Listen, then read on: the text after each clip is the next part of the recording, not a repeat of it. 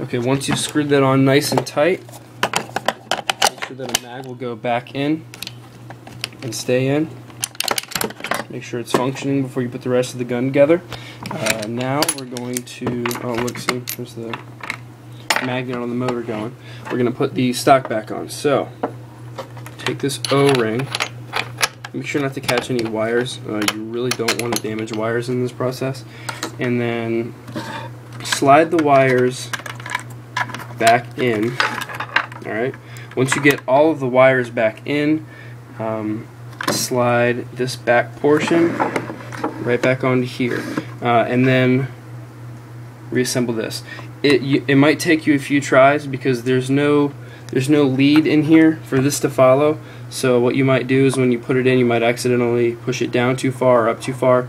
It's got to go into the little hole in there. You can't see it because of the light, but there's a little hole. There you go. There's a little hole it's got to make it into. So be careful when you're putting this back in. So lower receiver is now completely reassembled. We've got the stock back on, wires back in. You can put your battery in at this point if you want to.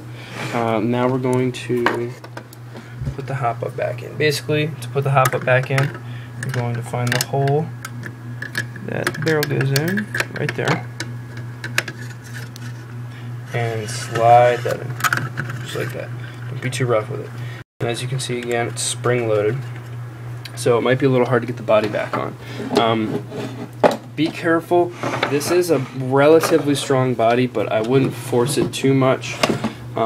Basically, what you're going to do is take your lower receiver, and then it's just going to slide right on like this.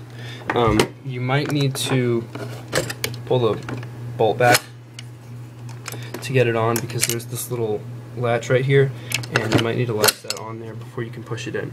So basically, you're just going to push everything back in, and then we'll go to the next step, which is putting this pin back in, and then we're just going to reverse assemble. Okay, so we're ready to put the rear pin back on. The rear pin is going to be the one that has this little flat part right here, and that flat part is going to go right on the back here. Let me see that. But where this hole is, and then the flat part's going to go up against this flat part right here. Alright, so make sure those are flush when you bang it back in. If you put the pins on the wrong sides, you're going to have to totally disassemble the pins. And putting them back on is a lot harder than it is to remove them because you've got to deal with the spring. So no, your gun isn't broken, it's just that it might need a little oil or WD-40 just to get the pins back in and to get the body realigned. So we've reassembled this screw. Now the rest of the body should be kind of in line.